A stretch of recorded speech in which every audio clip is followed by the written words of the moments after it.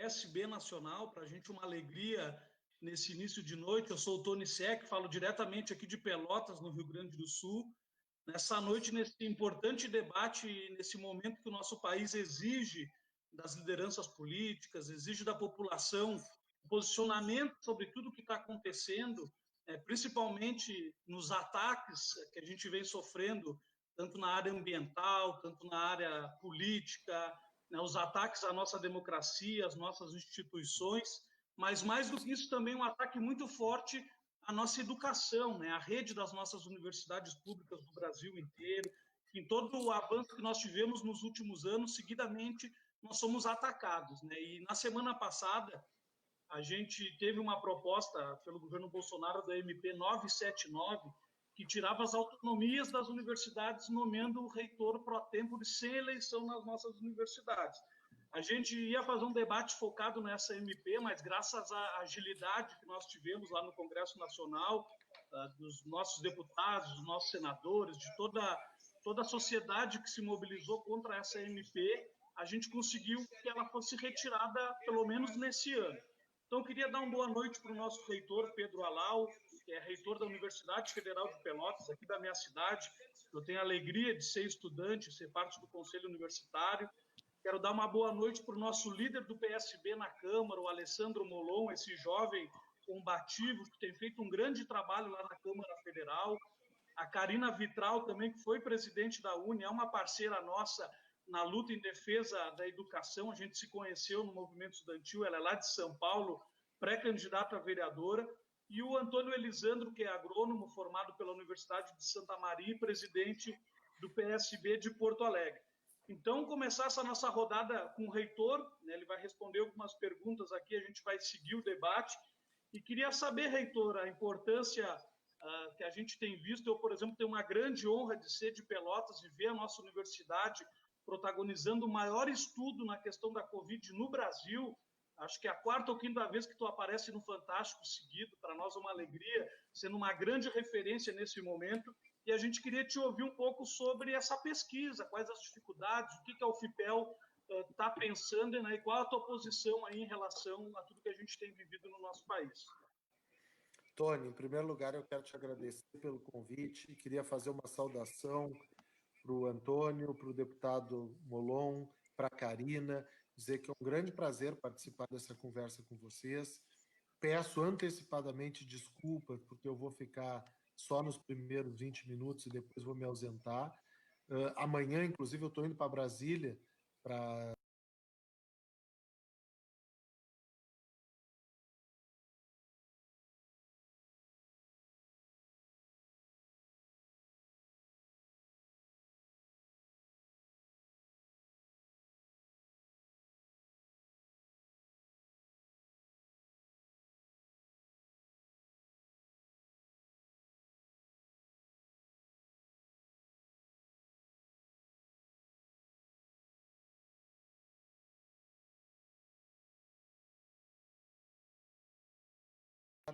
derrubarem essa que talvez tenha sido, dentre muitas propostas ruins do atual ministro da Educação, essa talvez tenha sido a pior de todas, tanto que não durou 48 horas. Então, eu queria agradecer como reitor de uma instituição federal, mas muito mais do que como reitor, até porque a comunidade toda sabe que eu não sou candidato à reeleição, eu quero agradecer como membro da comunidade do PEL, pelo fato de que, pelo trabalho de vocês, a gente vai ter o direito de seguir escolhendo nossos dirigentes, reitores e reitoras. Então, agradeço muito, não poderia deixar de fazer esse agradecimento. Depois, falar um pouco sobre a questão da participação da UFPEL na pesquisa sobre Covid. Destacar que a UFPEL faz isso há 40 anos, né? A UFPEL faz pesquisas desse tipo faz mais de 40 anos. Começamos fazendo esse tipo de pesquisa quando eu era um bebê. Os meus orientadores, o professor César, o professor Fernando, começaram a fazer pesquisas sobre mortalidade infantil, pesquisa sobre desigualdade em saúde, pesquisa sobre amamentação, crescimento infantil. E hoje, então, quando a UFPEL lidera um estudo como está liderando no coronavírus, isso é fruto de um trabalho que já vem acontecendo há muitos anos. A gente está liderando, então, essa pesquisa nacional, que já teve 2 fases e que está nos dando aí um retrato muito detalhado do que existe realmente de coronavírus no Brasil. Então, a gente já conseguiu, com essa pesquisa, notar que é uma epidemia que está em estágio muito diferente nos diferentes lugares do Brasil. Na região norte, em média, nós estamos quase com 10% da população infectada, que tem ou já teve contato com o vírus, enquanto na região sul é menos de 1%. No centro-oeste é menos do que 1%. Então, nós estamos falando de um vírus que se distribui desigualmente num país com dimensão territorial como o Brasil. Uma outra coisa que é muito ruim de divulgar, mas que é necessário, é que se fosse uma corrida de Fórmula 1, nós somos hoje o carro mais rápido do mundo. Então, o Brasil não está em primeiro lugar nas estatísticas do Covid ainda, felizmente, mas se continuarmos nessa aceleração que estamos, daqui a pouco o Brasil vai ultrapassar todo mundo e se tornará o líder mundial da Covid-19.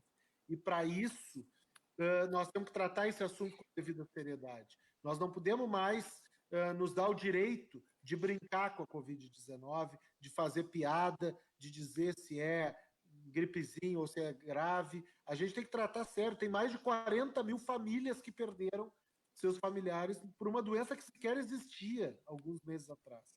Então, assim, não é hora de brincadeira, é hora de tratar esse assunto com a devida seriedade.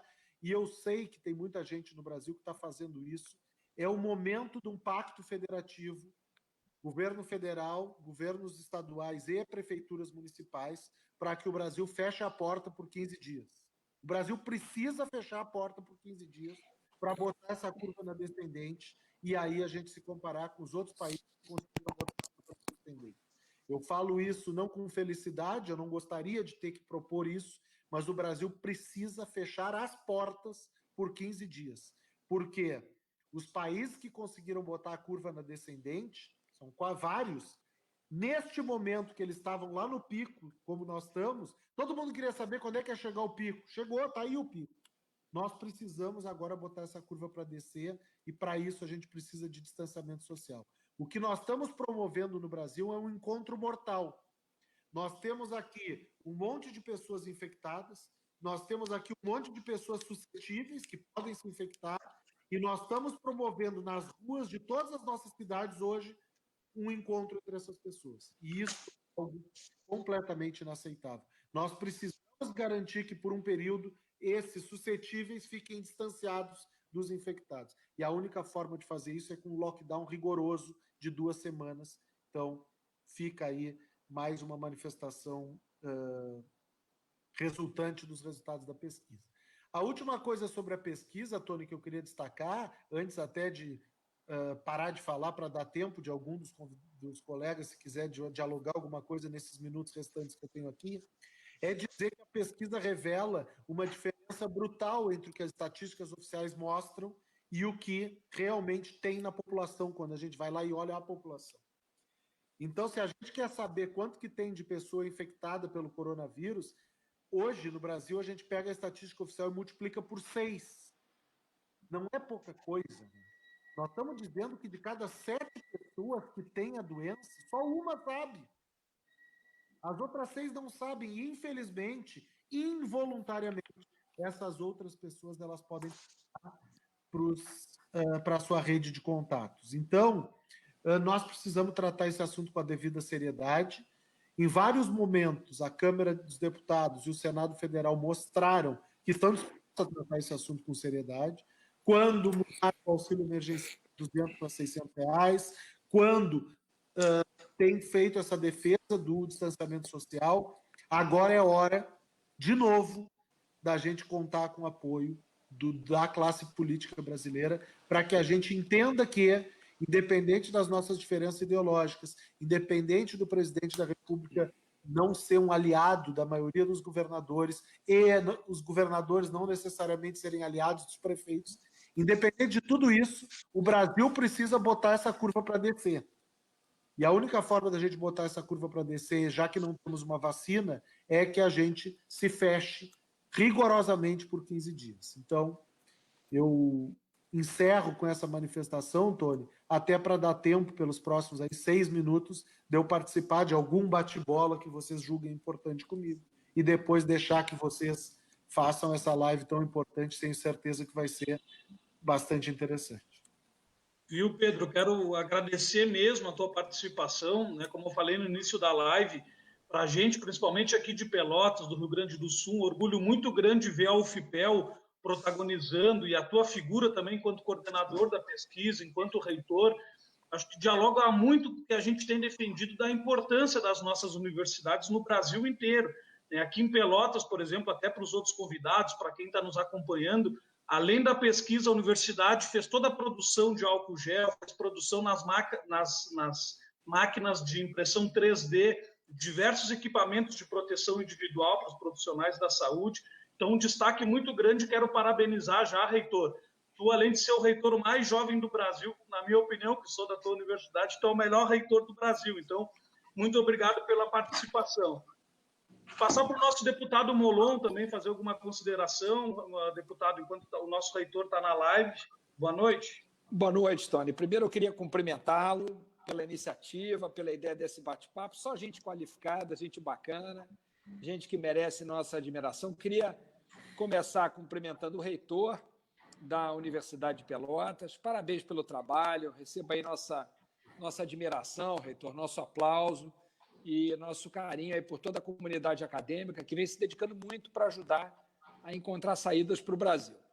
Eu queria cumprimentar também com muito carinho a Karina, dizer que é um grande prazer revê-la, ela que é uma lutadora, uma mulher de fibra, que tão bem conduziu a UNE e que continua nas primeiras fileiras aí das grandes lutas do povo brasileiro e vai continuar nesse lugar por muito tempo.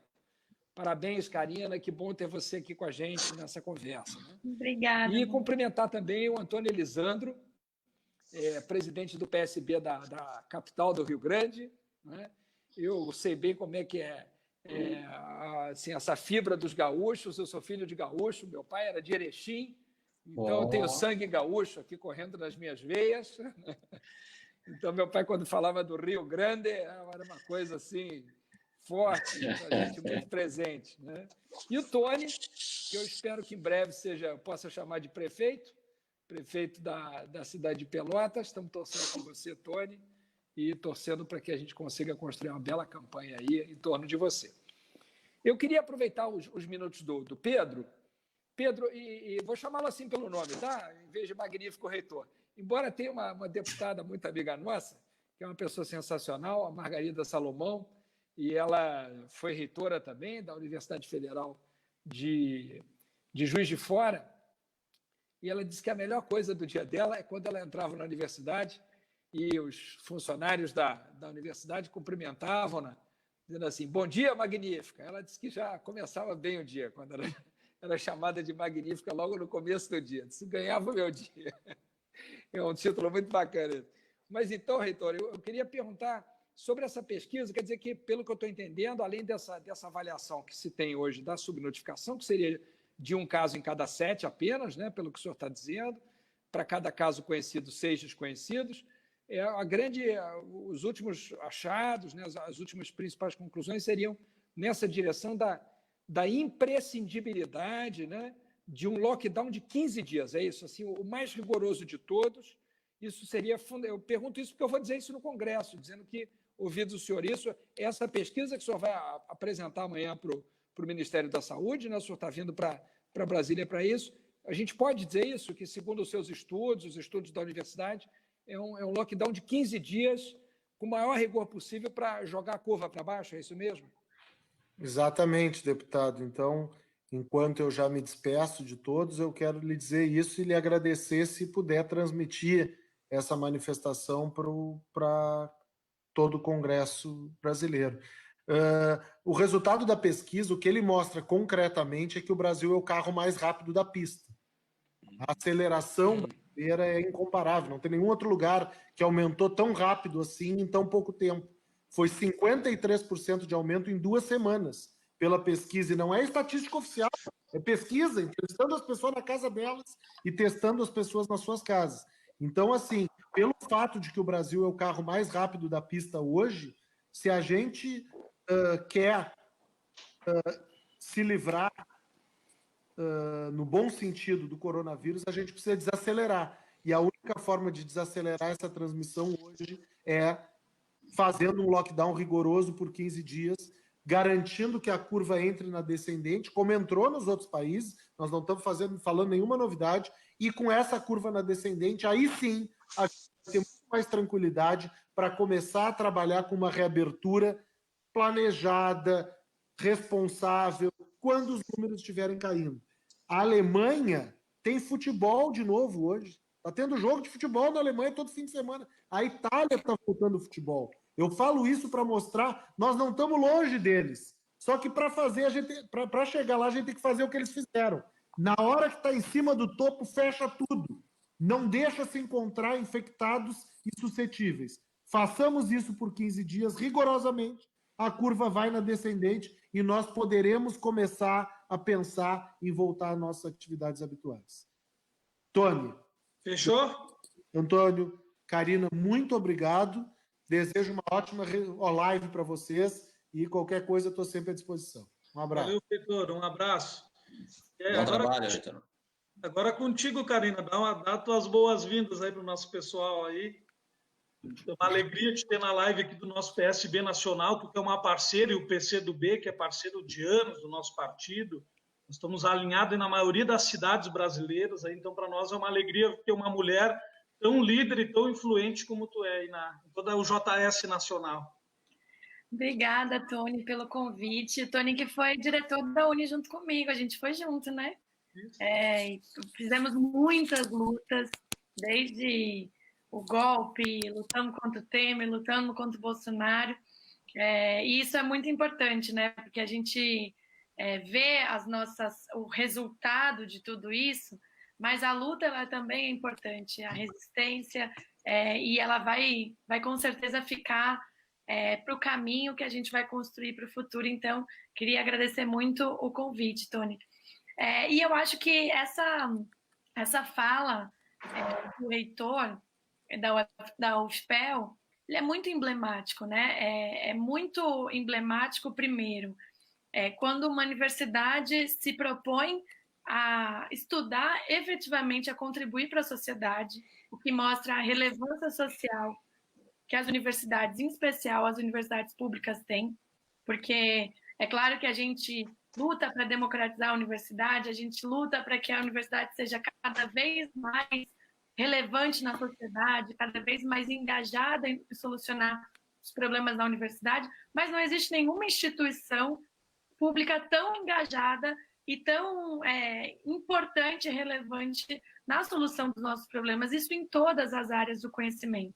Porque para a UFPEL fazer um tipo de pesquisa como essa, diferentemente do que pensa o Ministério da Educação, né, a universidade é relevante. E segundo, para fazer pesquisa relevante, não adianta só os estudantes de medicina, não adianta só a área de exatas, mas também as ciências humanas para fazer uma pesquisa relevante como essa, né? Então, eu acho que a fala do reitor, ela me remete, primeiro, à certeza de que a gente está num caminho errado, num carro desgovernado.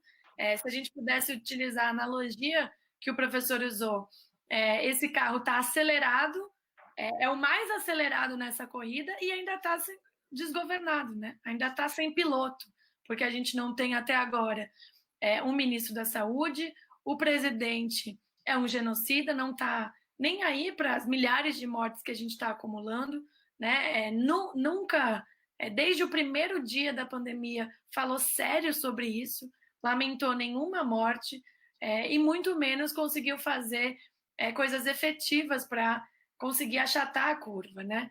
Seja do ponto de vista da doença, como, por exemplo, poderia ser feito girando os setores econômicos para produzir respiradores, para produzir álcool em gel, para produzir equipamentos de proteção individual, como também não fez para mitigar a miséria e a crise social que impede milhares de famílias de ter o direito ao isolamento. Então, eu acho que essas duas dimensões são muito importantes, a dimensão da saúde e a prova de que a universidade ela é muito importante para solucionar os problemas do povo. Eu concordo muito contigo, Karina, e como eu falei no início da live também, os ataques eles estão vindo de todos os lados, né? Primeiro a gente vê uma tentativa do governo de mexer na Polícia Federal, né? Toda a questão ambiental, o ataque também, posso dizer na área da saúde, porque não tem um ministro, não tem uma sequência, inclusive, do que diz a Organização Mundial da Saúde, não deixa de ser um ataque à nossa saúde, né? A própria retirada de direitos, enfim. Quero passar também para o Elisandro, aí, nosso presidente do partido em Porto Alegre, dar uma boa noite, fazer algum comentário. Boa noite, Tony. Boa noite, deputado Molon, a Karina.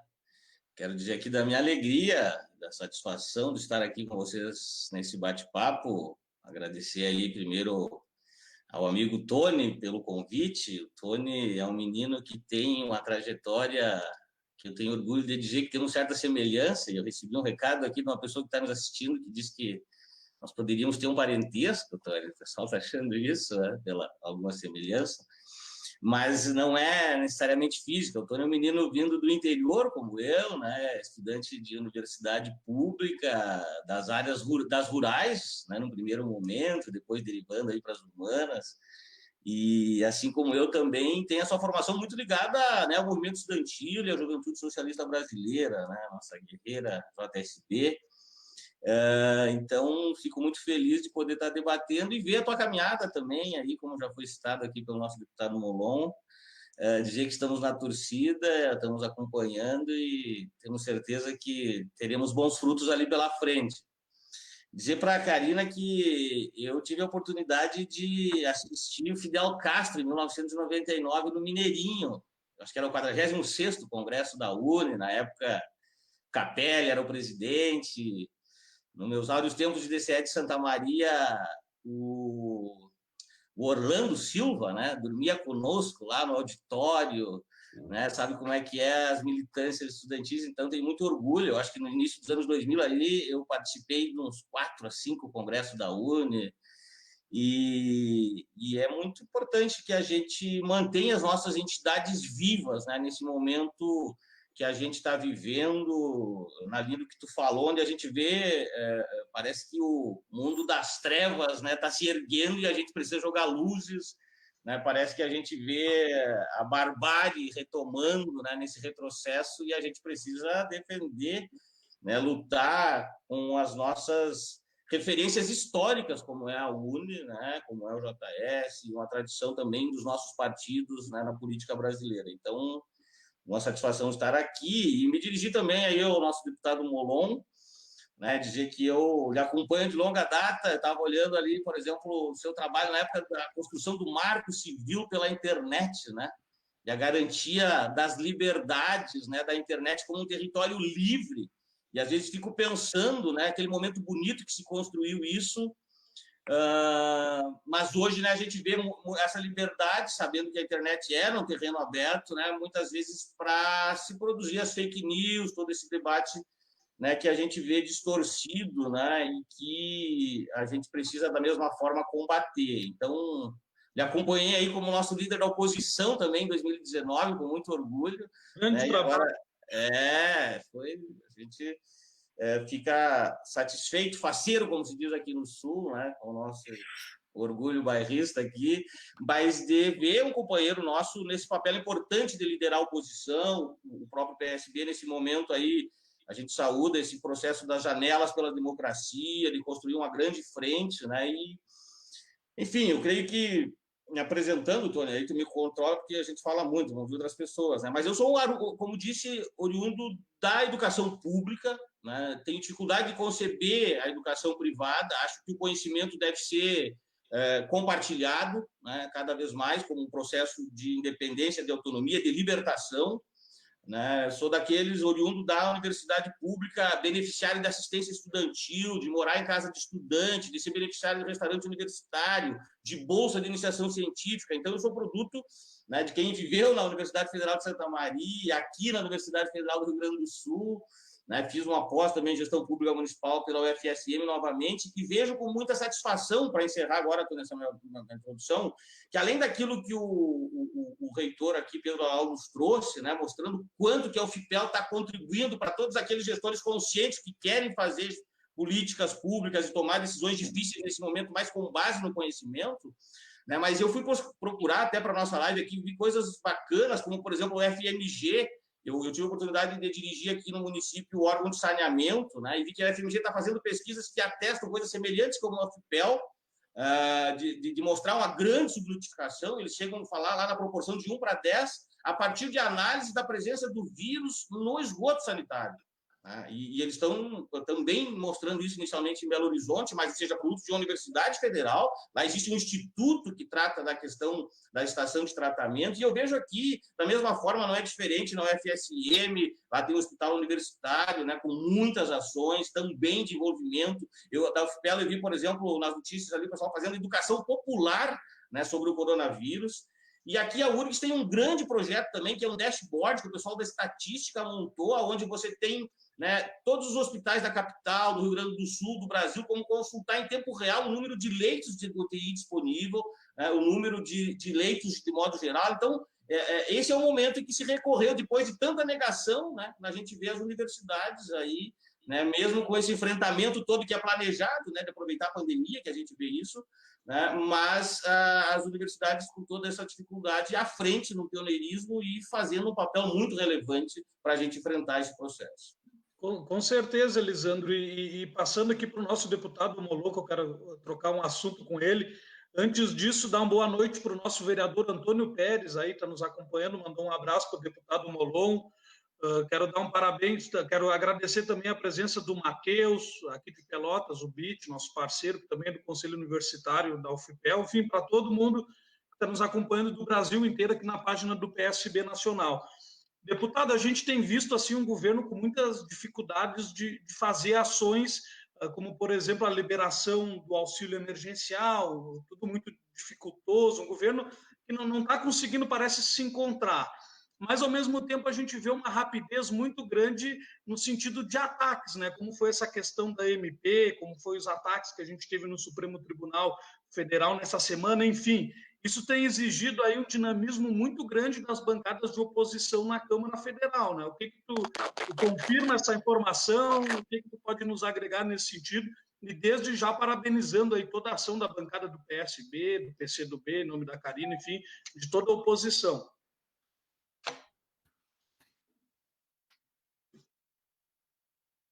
Obrigado, Tony. Se por acaso o meu som estiver ruim, por favor, me avise. Está ruim, está ruim. Está ruim? Tá. Está ruim? Tá. Então eu vou sair para entrar de novo com fone. Tá. Tá bem? Enquanto o deputado volta, ele está acostumado a estar na CNN, no Fantástico, todos os dias, inclusive ontem comentava que o Molon, na Globo News, praticamente é a voz da oposição, né? Muito importante. Inclusive o jornalista sempre falando da rapidez, do dinamismo, e ele, enquanto líder da oposição, Elisandro Karina, ele conseguiu ter uma visibilidade muito grande para o nosso partido também, que tem apostado em lideranças jovens, né? A própria esquerda, assim, eu acho que é o momento da gente estar se renovando essas lideranças, e no momento, por exemplo, que a Karina vai disputar uma eleição em São Paulo, o Elisandro vai disputar uma eleição em Porto Alegre, eu em Pelotas, enfim, diversos jovens, é muito gratificante.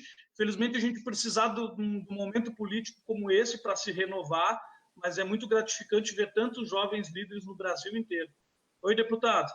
Estou de volta, Tony. Vamos ver se funcionou? Está funcionando? Agora sim. Está bem. E cada browser e cada programa funciona com um tipo de sistema, né? Dependendo do telefone que você usa, enfim, peço desculpas aí. Capaz, sem problema. De fato, assim, tem sido assim 2 anos em que a gente pode dizer que de tédio não dá para morrer, né? Tem sido 2 anos muito difíceis para toda a oposição brasileira, porque nós temos trabalhado freneticamente, não existe mais sábado, domingo, feriado. O presidente adora criar confusão, fazer bobagem, atacar as instituições. Sábado à noite, domingo, terça de carnaval, feriado, né? Quer dizer, então não se tem mais sossego. O país não tem paz, né? A todo momento, ele e os seus ministros causando enormes preocupações em toda a nação. Então, de fato, a gente tem sido muito exigido, Tony. Assim, está bem cansativo. ao contrário do que as pessoas pensam, de que, frente a um governo caótico, a oposição não tem trabalho, é o contrário. É um governo que, como não tem método, o trabalho é muito mais exaustivo, né? E você vê o governo meio que operar em surtos, né? Que vão acontecendo ao longo dos dias, a qualquer hora, a qualquer momento, pode sair uma nota, uma ameaça, uma participação do presidente num ato mais maluco que o outro, né? Enfim, é um ataque permanente às instituições. Então, tem sido muito demandante mesmo da gente, assim, muito exigente, sabe? Mas eu acho que a oposição brasileira, ao contrário do que alguns poucos dizem, tem correspondido. Nós temos conseguido ter muitas vitórias, se não garantindo avanços, pelo menos impedindo os retrocessos mais graves, né? Que eu acho que é um pouco o nosso dever nesse momento. Então, a oposição está trabalhando muito unida no parlamento.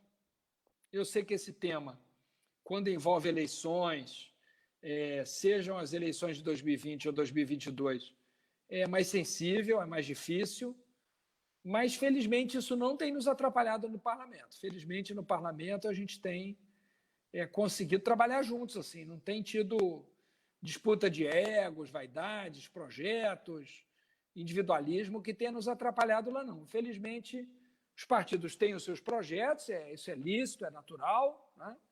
Mas a gente tem jogado junto lá no parlamento, né? Por exemplo, a líder do PCdoB, a deputada Perpétua Almeida, né, que é líder do partido da Karina, é uma grande parceira nossa. A gente tem trabalhado muito junto, com os outros também, os outros partidos de oposição também. Não tem havido dissensão. Os líderes trabalham muito juntos. Eu acho que isso reflete para as bancadas, né? Nós temos trabalhado sempre procurando somar, assim, e não procurando dividir.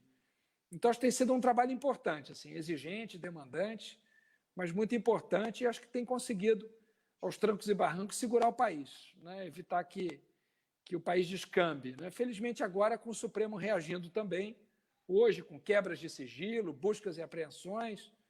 Então, felizmente, outras instituições estão reagindo também. Eu gostaria que o Congresso fosse um pouco menos tímido. Eu acho que falta um pouco de ousadia, de coragem ao Congresso nesse momento, mas nós somos minoria, né? Não depende só da oposição, né? Depende de outros partidos também que continuam insistindo numa ideia de diálogo, que eu acho que é muito difícil dialogar com quem só pensa em armas, só respeita o barulho dos canhões e não o barulho dos argumentos, das vozes, né? Só quem consegue falar através de gritos. Nós não, nós argumentamos. E acho que o Congresso erra quando imagina que dá para dialogar com os inimigos da democracia. Eu acho que é preciso afirmar os limites e a força do parlamento mais do que isso tem sido feito, a meu ver. Mas é minha visão pessoal, né? Nós temos procurado empurrar o Congresso para frente, felizmente o Supremo tem se posicionado também, e assim a gente vai segurando o país, porque esse momento péssimo que a gente está vivendo vai passar. A gente vai superar isso, se Deus quiser. Com certeza, com a ajuda de todos e com o trabalho, principalmente do parlamento, porque o Supremo Tribunal Federal, obviamente, tem a forma de nomeação e tudo mais, mas o parlamento simboliza muito o que pensa a população brasileira, né, deputado? E nesse momento de pandemia, eu tenho conversado com muita gente que tem se sentindo numa angústia. Olha, Tony, parece que é só eu que estou fazendo isolamento social. Será que é só eu que não acredito que a Terra é plana? Como é que pode? A gente tem sentido uma angústia muito grande das pessoas, né? Então, é um momento difícil que a gente precisa tentar animar e ter um congresso combativo, lideranças combativas. Não sei o que a Karina pensa disso também, ela tem acompanhado bastante, inclusive foi nas manifestações lá em São Paulo no fim de semana. Importante também, mesmo nesse momento de pandemia, a coragem dessas pessoas que foram para as ruas, porque é um momento muito difícil que a gente tem vivido, né, Karina? É isso, Tony. Eu acho que o Alessandro Molon nos colocou aqui um pouco do trabalho que tem sido de resistência no Congresso Nacional, né? Citou, por exemplo, a própria posição do STF, que tem sido importante, não é à toa que eles têm sido alvo, junto com o Congresso Nacional, dos bolsonaristas, dos reacionários. Eu citaria também mais 3 iniciativas importantes. A União dos Governadores frente à pandemia, né? Foi uma iniciativa importante para isolar o Bolsonaro.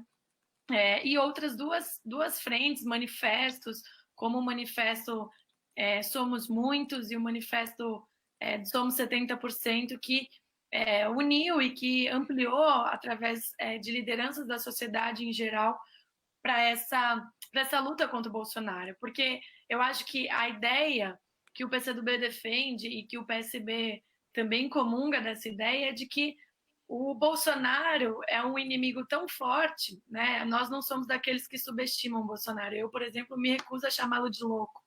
Eu não acho que ele é louco, eu acho que ele é muito forte, muito poderoso e que a gente não pode subestimá-lo.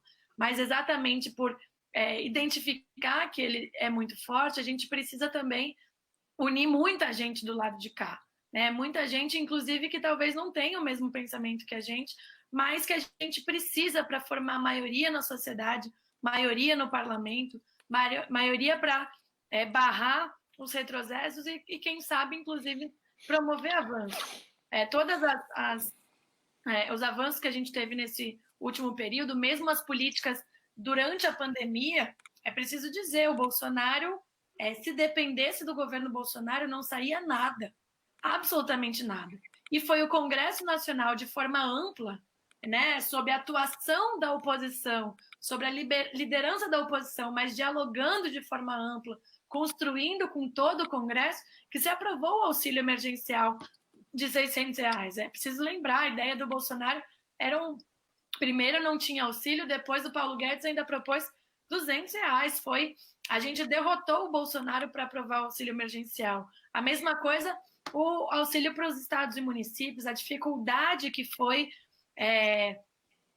muito mais fácil aprovar do que ele regulamentar e depositar o recurso para os estados e municípios, porque ele não está preocupado. A mesma coisa os governadores que tiveram a condução do isolamento social, porque simplesmente o governo federal se mostrou incapaz de fazer isso. Então, eu acho que o que isso demonstra é que o Brasil é maior que o Bolsonaro, né? A política é maior que o Bolsonaro. O Bolsonaro é presidente da República e isso é muita coisa. Isso dá muitos poderes, mas não dá poderes para ele acabar com as instituições, não dá poderes para ele ter uma política genocida, não dá poderes para ele acabar com a vida do povo. Existe ainda resistência e luta, cada um à sua maneira, né? E aí, falando um pouco dessas manifestações, é uma coisa difícil, né? Que a gente...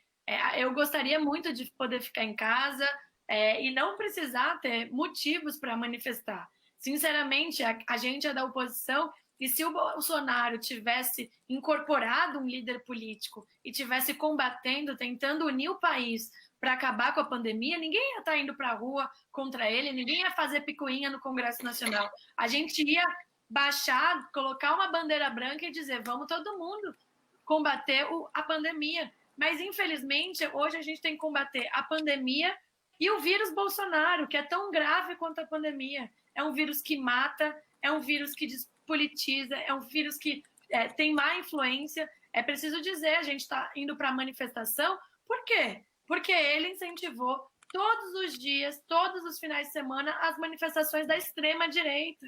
E eu não estou falando dos bolsonaristas quaisquer, eu estou falando daqueles neonazistas que estavam acampados no Congresso Nacional. Inclusive, uma das extremistas, a Sarah Winter, que inclusive adotou o nome de uma jornalista, de uma espiã nazista, né? E foi presa no dia de ontem. Essas pessoas começaram a ir para as ruas e claramente não se poderia deixar as ruas vagas para os extremistas. Então, foi importante colocar um pé.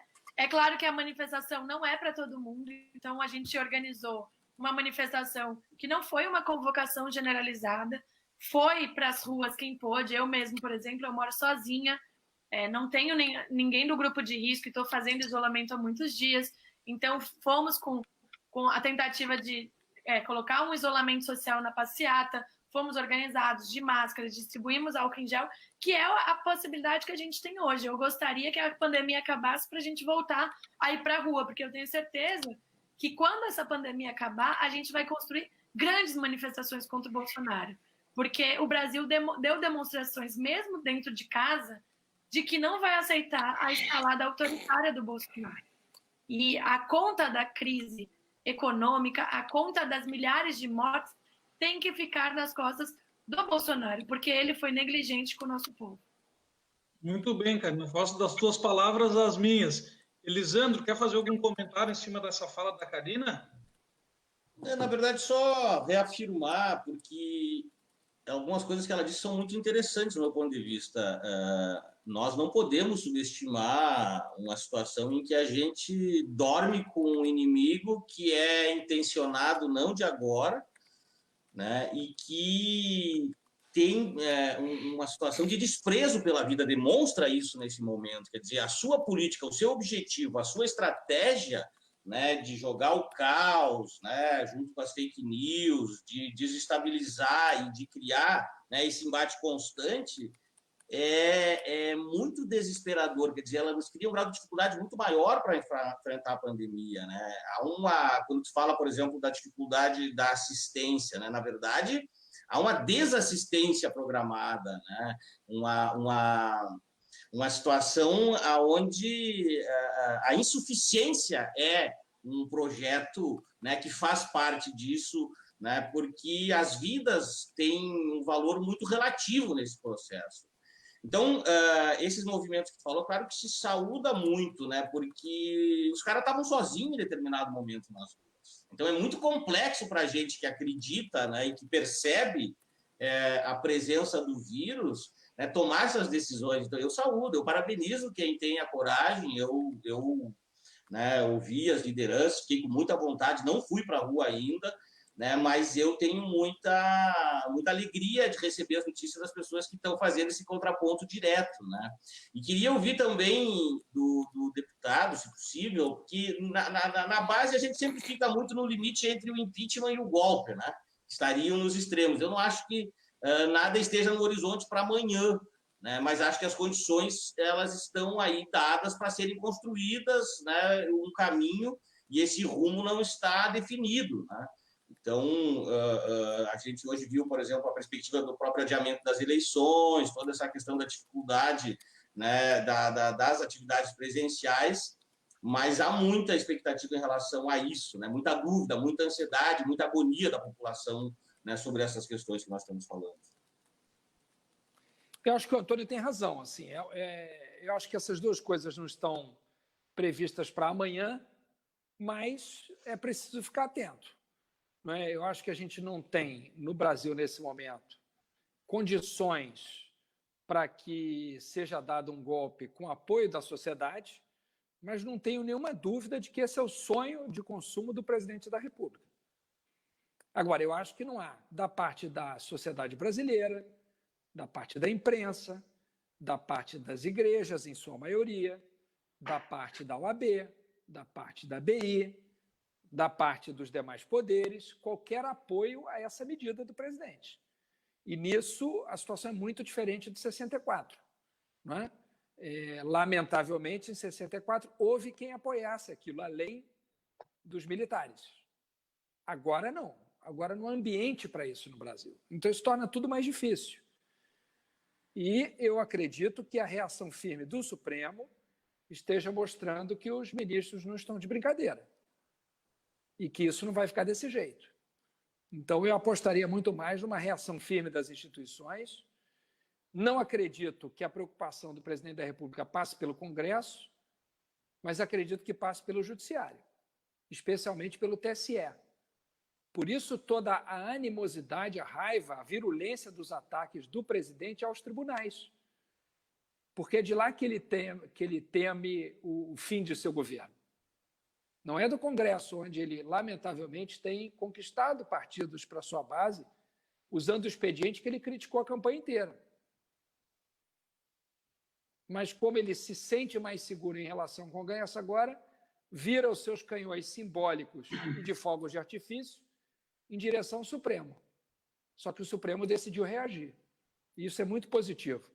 Não acho que haja a iminência de um golpe, embora não falte desejo do presidente e de seus filhos para isso, e também não acho que a gente esteja perto do impeachment, porque, lamentavelmente, vejo alguns partidos aderindo ao governo, o que me parece uma falta completa de percepção do que significa esse governo. Aqui não é uma questão de ideologia, de direita, de esquerda, de centro.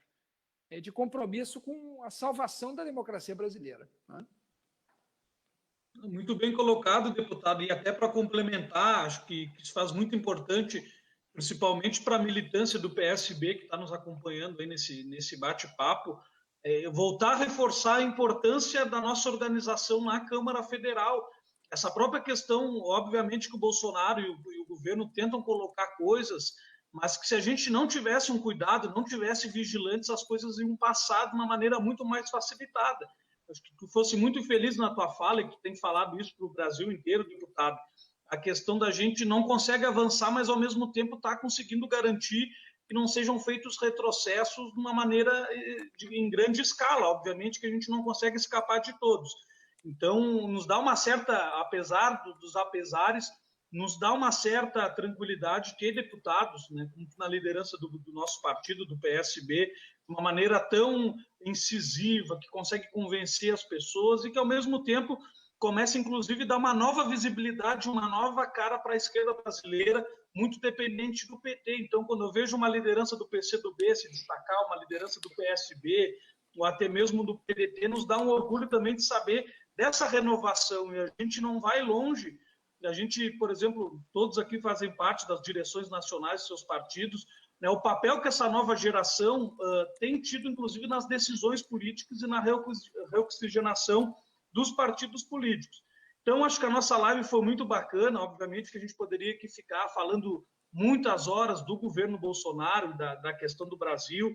Infelizmente, dias que ninguém imaginava anos atrás, não só da questão do coronavírus, mas também do vírus no governo federal, muito difícil, e a população, a gente precisa ter uma certa calma para convencer, para explicar. Essas eleições municipais que vão ter em todo o Brasil, vai ser o momento justamente para a esquerda, com uma cara nova, conseguir fazer a disputa dos corações dos brasileiros e mostrando com tranquilidade, com argumentos, com pesquisa científica, como colocou aqui o reitor Pedro Alau, no início da nossa live, e ao mesmo tempo também uma live muito importante para mostrar a nossa marca na defesa do serviço público, na defesa das universidades públicas, federais, estaduais, enfim, de todo o Brasil. E agora, para encerrar, eu gostaria de fazer uma última rodada para vocês se despedirem, mas eu peço muito uma mensagem, eu acho que muito no clima do Somos 70%, no movimento que a gente está participando, no sentido de vocês também deixarem uma mensagem para as pessoas que estão em casa, estão acompanhando os noticiários, que estão vendo tanta desgraça, né, que a gente tem visto um governo aí praticamente nos atacar todos os dias, mas que ao mesmo tempo a gente não pode perder a esperança em dias melhores. A gente precisa não se sentir sozinho, não se sentir angustiado. Então, quero uma mensagem aí voltada, se vocês puderem, para essas pessoas aí que nos acompanham, que precisam também um pouco desse ânimo, que aqui pelo menos nessa transmissão, não falta-se de ver gente tão animada aí com o futuro e a construção do Brasil que a gente sonha. Podemos fazer uma rodada aí, pode ser, Lisandro? Pois a Karina e o Molon encerra. Posso pedir uma inversão de ordem? Pode. Vou explicar porque eu estou com medo da minha bateria cair aqui. E eu estou no fone, não posso botar o carregador. Eu descobri agora que tem um plug que permite você botar o fone e o carregador na mesma entrada, mas eu ainda não consegui comprar. Tá. Não, pode ser, sem problema nenhum. Eu peço desculpas aí para a Karina e para o Elisandro por pedir a inversão. Eu ia só dizer o seguinte, eu gostei muito dessa sua fala final também, Tony, de falar da importância da gente ter, assim, outros caminhos para a esquerda, para a oposição brasileira, sabe? E eu acho engraçado, aqui no Brasil se elogia tanto a Frente Ampla no Uruguai, mas não se copia o que lá se faz, que é um rodízio entre os partidos. Todo mundo acha linda a Frente Ampla no Uruguai. Não, porque a Frente Ampla Uruguai, a Frente Ampla Uruguai, a Frente Ampla... Vai ver se lá não tem rodízio de partidos. Todo mundo acha lindo o que o Fernandes está fazendo na Argentina. Agora estão divulgando, não, o candidato apoiado por fulano, por Beltrano, por ciclano, que se elegeu na Argentina, apoiado por brasileiros, está fazendo um show de administração. Mas ninguém lembra que ele deu lugar, que ele pegou lugar, porque a Cristina Kirchner abriu mão do lugar dela. Para dizer assim, olha, não está na minha vez. Está na vez de alguém de outro partido. Aí veio o Fernandes. Então, acho que a gente tem que fazer aqui no Brasil também. Tem muita liderança nova surgindo de esquerda, boa. Tem que dar chance. Tem que ser de outros partidos, tem que ter revezamento, tem que ter rodízio. Isso não depende do tamanho do partido, não. Depende da viabilidade do candidato. Sabe? E de ver quem é que consegue chegar mais longe. Então, eu acho que você fez uma ponderação muito importante. Eu acho que a Karina é um excelente exemplo que você deu. Olha que bacana ver a liderança da Karina aí.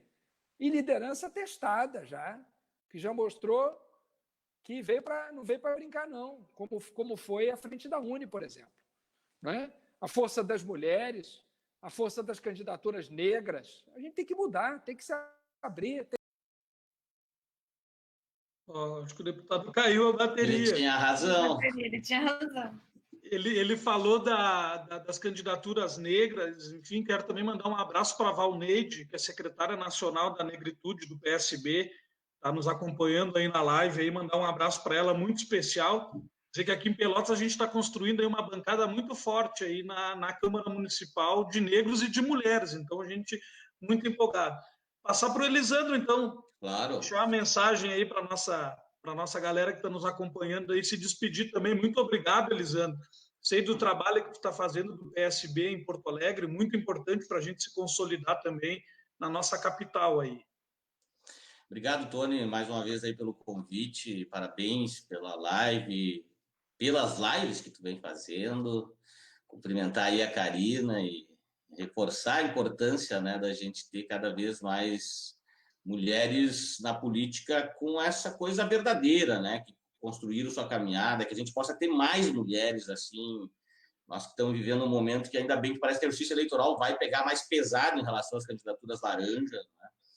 Então, nós temos todo um caminho para percorrer nesse sentido, mas além dos negros, né, todas as minorias importantes, ou nem tão minorias assim, né, mas os segmentos que a gente tem relação, né, os movimentos populares, o LGBT, enfim, a gente sabe que os movimentos estão presentes na nossa construção e não é diferente aqui em Porto Alegre.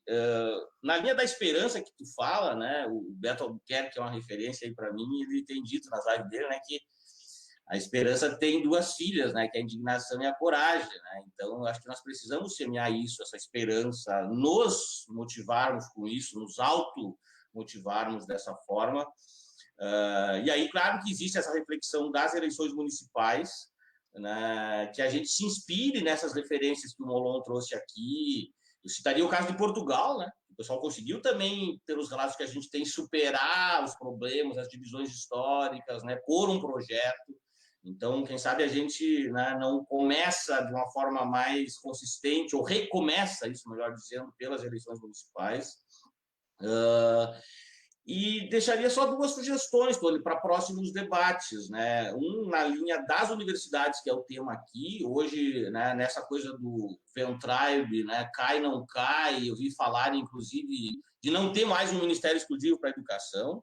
Então, se a MP, digamos, nós vencemos essa batalha, vamos dizer assim, a guerra está em andamento, né? Teve um amigo que é o Paulo Leônidas, que me sugeriu muito, por exemplo, nessa live, tratar de temas como alternativas para as universidades, para que não se fique refém de governos, de humores de governo, como a gente está, em relação à sua autonomia, porque não é só a questão de democracia, que a gente sabe que é um projeto do governo, aproveitando o ensejo, como fazia na Amazônia, como se disse, como se viu publicamente naquela reunião fatídica lá, né, do objeto em relação à Amazônia, para aproveitar o momento. Também isso é em relação às universidades, me parece. Né? E o Leônidas me trazia, por exemplo, esse debate dos fundos patrimoniais, né? Até que ponto teve uma legislação aprovada no ano passado, né, sobre isso. Então, são algumas coisas que a gente pode continuar esse debate e essas ações a respeito de temas caros para a nossa juventude, né? Como a questão das universidades e da educação como um todo, né? Nesse momento, inclusive, de mudanças de posturas e tudo mais. E nessa linha da esperança, para encerrar, em relação ao coronavírus e à Covid, eu tenho percebido o pessoal dos hemocentros, com alguns contatos, começar um movimento de solidariedade também, aqueles que já se curaram pelo Covid. A Edivânia, que é a nossa amiga lá de Fortaleza, né, que estava há pouco dia, eu conversava com ela antes, que essas pessoas, pelo que a gente está vendo, mesmo que essas pesquisas também careçam de confirmação, mas tem muito médico afirmando, né, da importância do plasma para a recuperação de quem está com a doença, né, para diminuir o período de UTI. Então, tem todo um trabalho para a gente olhar também. Aí eu até conversava com o Beto, do Instituto Pietro, que tem já essa relação, né, de salvar vidas pela solidariedade. Talvez a gente tenha também essa questão aí para frente, cada vez mais presente em relação a esse momento do pico que estamos vivendo aqui de coronavírus. Oxalá sejam ouvidas aí as questões que são sugeridas pelo nosso reitor. Parabéns, obrigado aí mais uma vez. Obrigado, Elisandro. Um abraço para todo mundo que nos acompanha de Porto Alegre. Aí o PC, eu vi que ele estava aqui, o Fábio também estava aqui, o Fábio Fleck, pela live, mandando um abraço. Então, para a gente encerrar com chave de ouro, a minha querida e eterna presidenta da UNE, brilhante, que tive a oportunidade de estar na direção da União Nacional dos Estudantes durante a gestão dela, sempre aguerrida no Congresso Nacional também, fazendo confusão nos corredores, segurando diversas votações, né, Karine? A gente, na verdade, já está com saudade dos congressos, aí a gente vai ter que pensar uma nova metodologia, não sei como a gente vai pensar, mas eu vejo muito, e apesar da gente não ter um governo progressista, nesses momentos que cresce muito, inclusive, as nossas entidades. Então, vejo a UNE, a UBS, cada vez mais fortalecidas, de fato, na base, sempre teve, obviamente, mas nesses momentos adversos que a gente consegue ainda ver mais a força e a união de todos os estudantes do Brasil, e também aproveitar aí para o pessoal que nos acompanha de São Paulo, dizer que a Karina é pré-candidata lá na capital, está fazendo um debate sobre candidaturas coletivas da bancada feminina, é isso, né, Karina? E a gente... Bancada feminista. Bancada feminista, desculpe. Isso nos motiva muito aí a possibilidade de ter uma vereadora tão aguerrida aí na nossa capital quase do Brasil. São Paulo é a maior cidade, né? Talvez tu, vereadora, o Márcio França, prefeito, pensar que vai dar tudo certo aí. É uma boa dupla. E é tudo da Baixada Santista, então... Foi candidata a prefeita lá, né? Sim. Não, mas, Tony, primeiro eu te agradecer muito, dizer que é muito importante isso que o Molon falou, né, da renovação da política. Eu acho que isso por si só é uma mensagem de esperança quando a gente se coloca à disposição da luta, da política, e não a política só de candidaturas, né, mas a política sendo candidato e trazendo a experiência das ruas, trazendo a experiência dos movimentos sociais, porque esse é o nosso lugar, né? A gente não aprendeu a fazer política só se candidatando. Não é só um sonho meu, ou um sonho teu, ou um sonho do Elisandro participar da política, mas é a necessidade, a realidade, a vontade de fazer a diferença, a vontade de representar quem não está representado.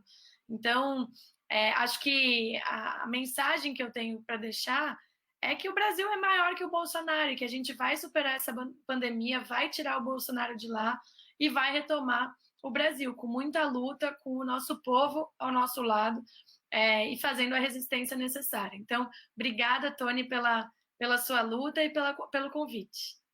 Muito obrigado. Então, agradecer aí o PSB Nacional por emprestar aí suas redes sociais para a gente fazer essa transmissão para o Brasil inteiro. Agradecer desde já ao nosso presidente Carlos Siqueira, que tem sido um parceiro da juventude, da renovação, dos municípios, um grande líder do nosso partido, que tem toda a sua trajetória uma história de construção do nosso partido. Agradecer a todos e todas que nos acompanharam também, ao Fred, aí, que não está aparecendo aí na live, mas está organizando ela aí por trás, assim, está conduzindo aí as trocas de câmeras, enfim, da comunicação do PSB Nacional, e agradecer aí a toda a nossa juventude que compartilhou essa live, que mostrou, e já deixar também o pedido para quem puder compartilhar ela, para que mais pessoas possam ver. Muito obrigado. Valeu, uma boa noite. Valeu, Karina. Valeu, Elisandro. Até mais.